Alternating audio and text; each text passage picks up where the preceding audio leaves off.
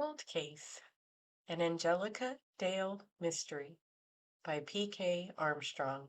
Chapter 20.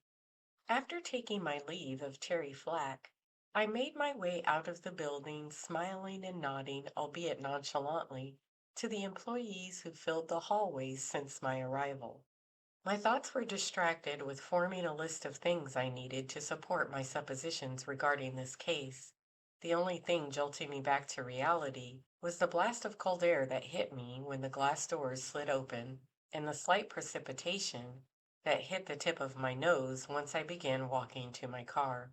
I got in my car and turned over the ignition, leaving the car to idle so I could turn the heat on and warm myself. I sighed in frustration because, yes, I proved there was another reason for the arson, but I also just proved that Stormy had an even stronger reason to kill Derek. Did Stormy find out about Derek and Sasha's plans? And is that what they argued about that day? It was only her lack of injuries after the incident that was keeping my judgment at bay. I opened my notes because a niggling itch had begun to start at the back of my mind while I was speaking with Terry. If Stormy was guilty, why agree for Sandy to hire a private investigator? What put things in motion? Delaney Stevens. I found in my notes the question mark I wrote and circled after my brief interaction with Delaney Stevens. I had wondered if the tip received by Delaney Stevens was actually from Moira Adams. I had already learned they could have crossed paths when Delaney reported on Orion, the biotech company that Moira worked for. I think Moira's motive for setting things in motion was key to this investigation. I had just started the engine when my phone rang, displaying Chuck. I smiled. Angel, how did your meeting go? Chuck Roland was always direct and to the point. Hi, Chuck. It went great. I received more information that might prove my new theory. I was just headed back to the house to take a look. Good, but can you stop by my office first? I want to show you something. Sure, can you send me the address? Already done. See you in a few. When I first met Chuck Roland, he was surprised at my interest in all things old. I was a minor history buff and loved visiting museums, libraries, and historic sites wherever I vacationed. When I pulled up to the address Chuck had provided, I was not disappointed. In a small town like Osgood, the city very rarely built new construction for its offices. Older historic sites were preserved and used by the city when space was needed. Chuck's office was located downtown in an old three-story limestone building. I parked and walked up to the front, stopped and stared at the stonework. Centered at the top, carved in the stone, was the words, Wright Brothers. Windows covered every surface of the building and at the moment were reflecting the clouds scattered throughout the morning sky. I laughed when I realized that Chuck had come through the door and was watching me, clearly amused. I forgot you liked historic buildings. Come in, I'll give you a tour, he said, his smile genuine. I made my way up the red cemented staircase and followed him inside. He slowed in the entryway. The building was built in the mid-1800s and was originally used as a printery. The Wright brothers? I ventured a guess. Chuck nodded. Yep, the brothers were from a long line of printers originating out east and decided to make their way west. They started out in an old barn printing local news, usually crime and trials, and eventually built this building and printed the region's first newspaper. I see you noticed the front of the building.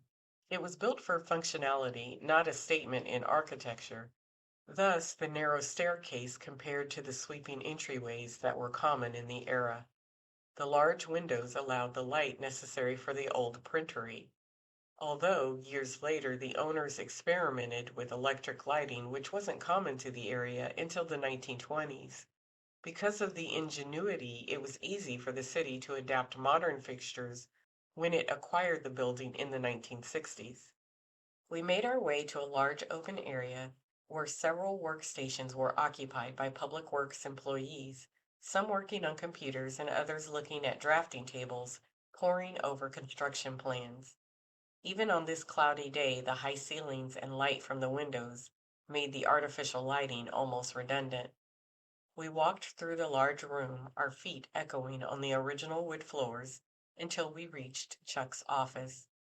It was a room more long than wide, and held not only a desk, visitors' chairs, and bookshelves, but also contained another drafting table with a stack of building plans rolled out in its center. Before he could speak, there was a knock on the door, and a young man entered, carrying a drinks carrier with coffee and a white paper bag. Sit down, Angel. Have coffee and a croissant. I sat down and made myself comfortable and Chuck passed one of the coffees and a warm package containing the buttery treat. Is this your normal mid-morning snack? Chuck laughed. Don't tell Sandy. It's not every day, but rainy days are made for baked goods. We drank coffee and munched and talked about the building. When we were finished, Chuck stood up and led me to the drafting table. This is what I wanted to show you. When I got to work this morning, I decided to check our files to see what we had on the Aspen Club.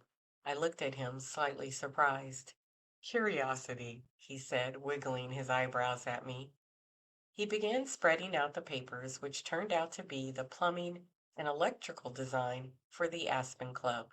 I don't know if you were aware, but the street in front of the club was under construction at the time of the fire. I nodded. Well, I was looking at the pictures of the structural damage, and I started wondering exactly what kind of construction was underway and how the building would have been affected. I was puzzled. What do you mean? Well, apparently the existing office park that we see today was anticipated at the time of the fire. It was determined that the public utilities at the time, that is shown on these designs here, he motioned with his finger, were deemed inadequate for the anticipated new construction. So they had begun adjusting and relocating the water lines. Sometimes during construction, the water to the area is often turned off to avoid compromising the water lines. So what do you think the problem was? I asked, still not piecing it together. Chuck was really getting excited.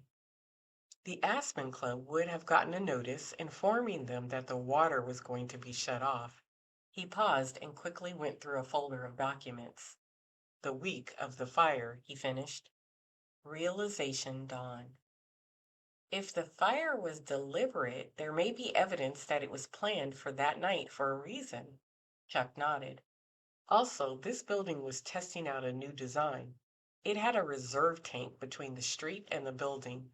After a shutoff, it could take up to 24 hours before the tank was full. If the reserve tank wasn't at capacity, the club's fire suppression system would not have been able to compete against an accelerant-fueled fire. Additionally, there is another scenario. He brought out one of the photos of the fire damage. You see this here? He pointed to a valve that looked to be located some distance from the burnt-out building. This is a picture of the water meter valve, probably taken by the arson investigator. You can't tell from the picture, but if it was not completely opened up after the shutoff, then it would have reduced water pressure, and the amount in the reserve tank would have been even lower. My guess is that the reason they took the photo was to confirm that the valve was properly in place after the repairs were done. It should have been in the inspector's report. I put down my coffee cup and retrieved my tablet in my bag and looked through the scanned images of the fire inspector's report. Here it is. I pointed and handed Chuck my device. He read through the report and then suddenly looked at me pointedly with a grin on his face. But this is what really caught my attention. He showed me another photo of a scorched valve. This is the main building shutoff valve located just outside the building. I leaned in to look at the blackened metal. Chuck continued. You can clearly see that the valve is not parallel to the pipe direction, which means it is not fully open. Your report confirms it here. He pointed and I read, main shutoff valve to the damaged structure appears to be partially open. So if the water meter valve was in the proper position, but the main building shutoff valve wasn't, what does that tell you? Chuck thought for a minute, leaning on one leg, placing his other on a bar under the table, and tapped the table's surface with a pen. I would conclude that one, the workers could have messed up and didn't open the building shut-off valve all the way, or two, that whoever set the fire moved the valve and was going to use the recent construction to place blame on the lack of sprinklers on the workers.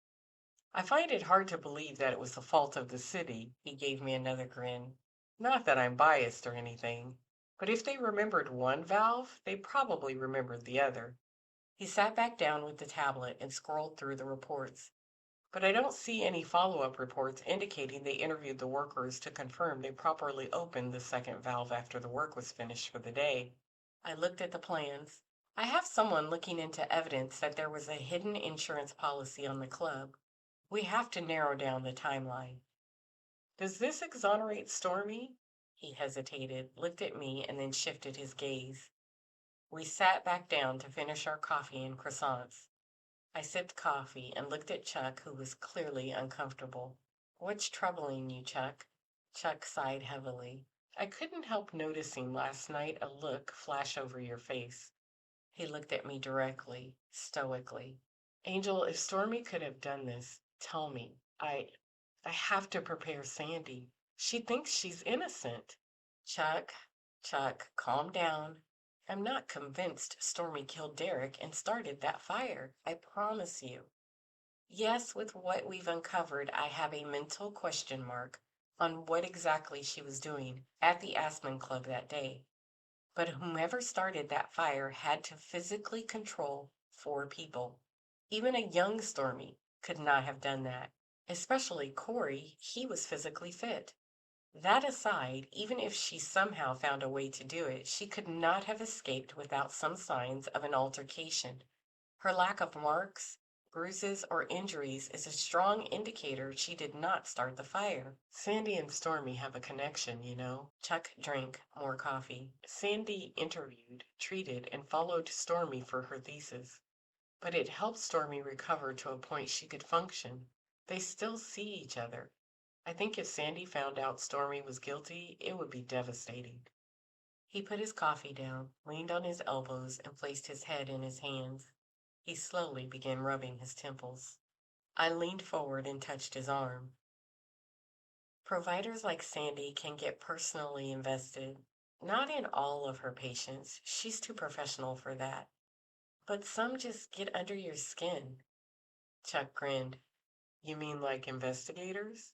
He winked at me and said softly, I do think it's wonderful what you've done for Violet. I grinned back, but then my smile slipped a bit.